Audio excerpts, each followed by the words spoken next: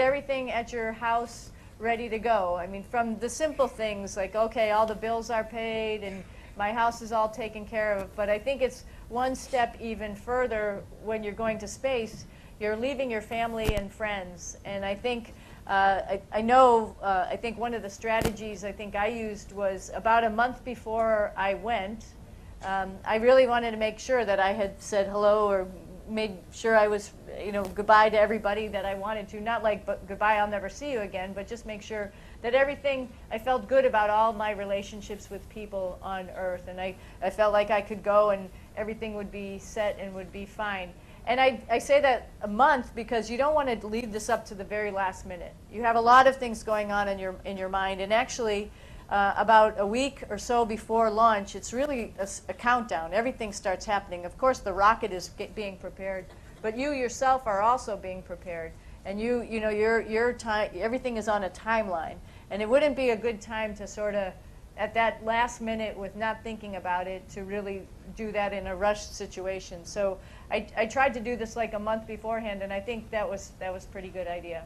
So I think you settle yourself, you get yourself squared away, and you know that, if you didn't come back, everything would be taken care of. People would be fine. Everything would be okay. Yeah. Riddhi, can you go all the way back? There's this girl in the red coat. Could you pass that mic to her? Yeah, all the way back.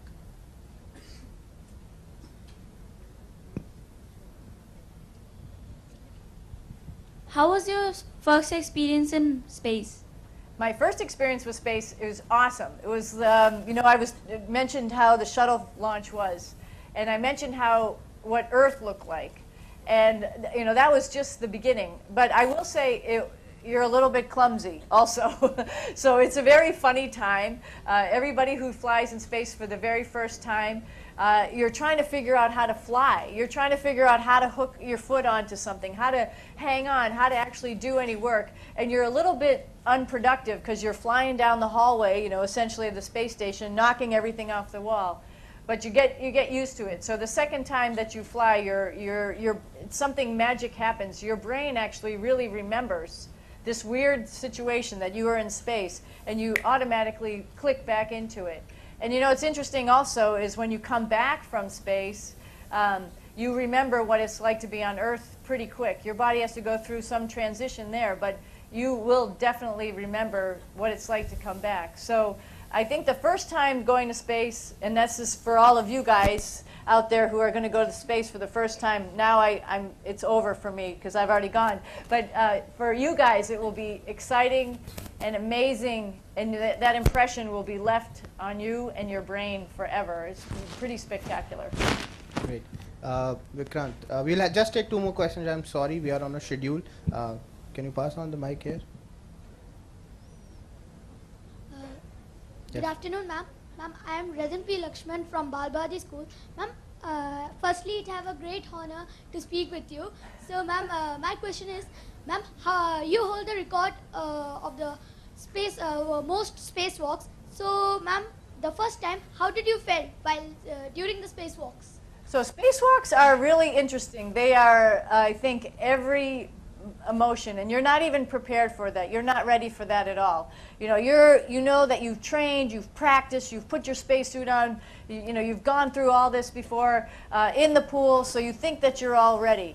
But when you get out into real space for the very first time, open that hatch, go out, get to work, you're being very serious, doing all your stuff, and then the sun comes up and you see the Earth whizzing below you. You can't help but hold on, oh my God, where am I? How did I get here all of a sudden? Am I really out in the middle of space? And you're excited but nervous and scared. And I think one of the biggest things is you don't want to break anything, because going outside is a big deal. It takes a lot of time, a lot of practice, a lot of people getting ready for that, and it is dangerous. And so we don't have people go out to space all the time. So you're like, okay, I don't want to break anything, I don't want to mess anything up, I want to make sure I get my stuff done step by step by step. And then inevitably, something doesn't work. And so you're really mad and you're sad at yourself, like, why can't I get this done? And I'm working really hard, and you're working hard and you're sweating.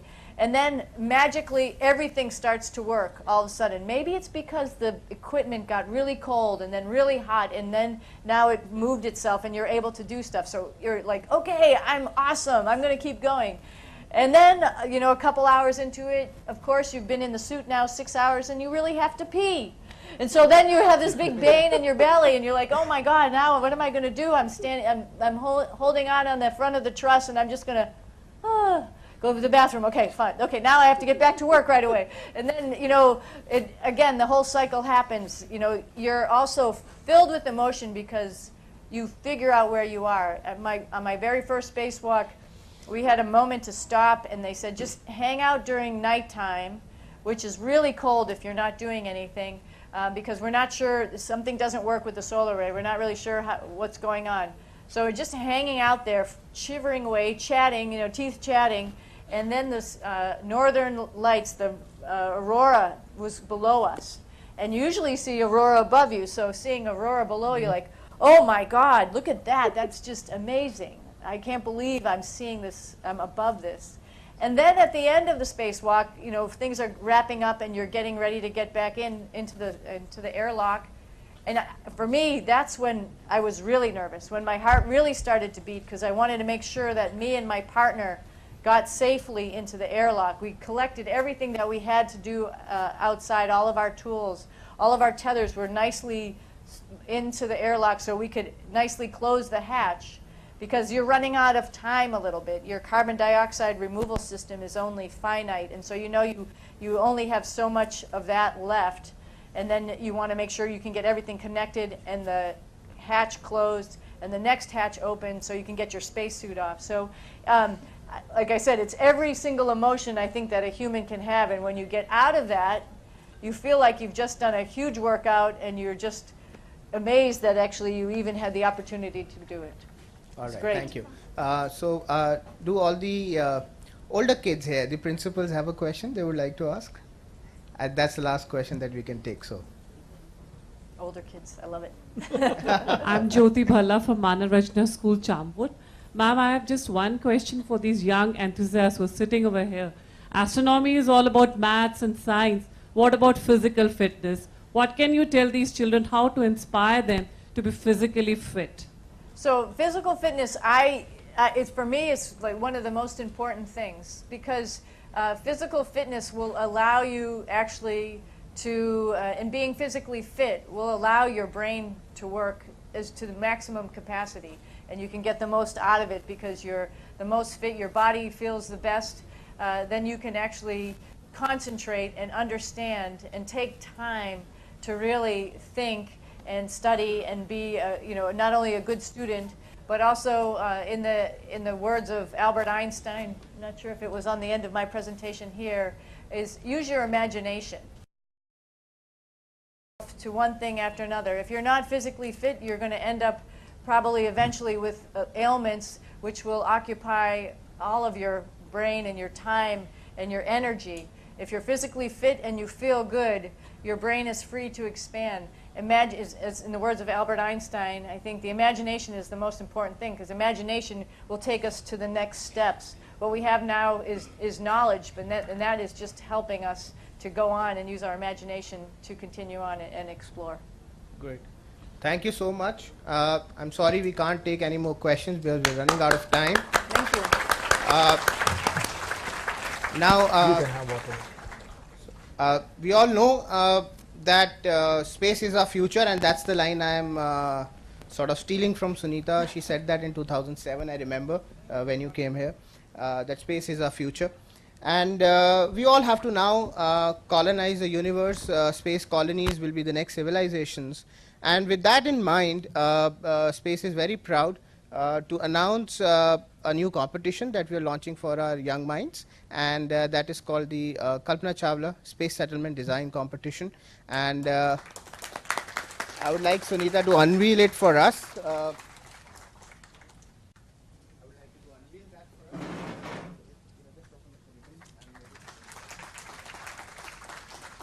right. Here we go. Say a word about how to do the competition and how to prepare for it. Sure, I'll announce that. That's how the competition goes. We will be launching it pretty soon. It would be available for students to apply during the World Space Week, which is coming in October. And this would be an annual fair where students across India would participate, get an interface with, academia, industry, as well as space celebrities like her, and prepare for our next endeavor in space. So with that, I would now like to thank everybody. I should start by thanking all the students who are here today. Thank you so much. This was for you, and I hope you are inspired and what you have heard today. And we have many more future astronauts coming our way from you. And I would also like to thank the teachers and the principals who have accompanied today. I would like to also thank all the guests who came in today. With that, special thanks to the American Center. Emily and Robin, you guys were great support. Thank you. And I would also like to thank the embassy and NASA for letting her be free to come to India and be with us. Thank you, Mr. Sachin, for the talk, the engagement. And last but never the least, our own Captain Sunita Williams. Thank you so much. We all enjoyed our time, and I think there could be it's worth a lifetime for many of us. So thank you so much for that. With that, I would like to give a round of applause to her. Yeah. So can I have Pankaj? Pankaj would like to present you a bouquet. Pankaj is a director at Space, and thank you so much. I would also like Shalini, who heads our research and development team, to present a memento to you. Thank you so much. So honored to present this to you. Thank you so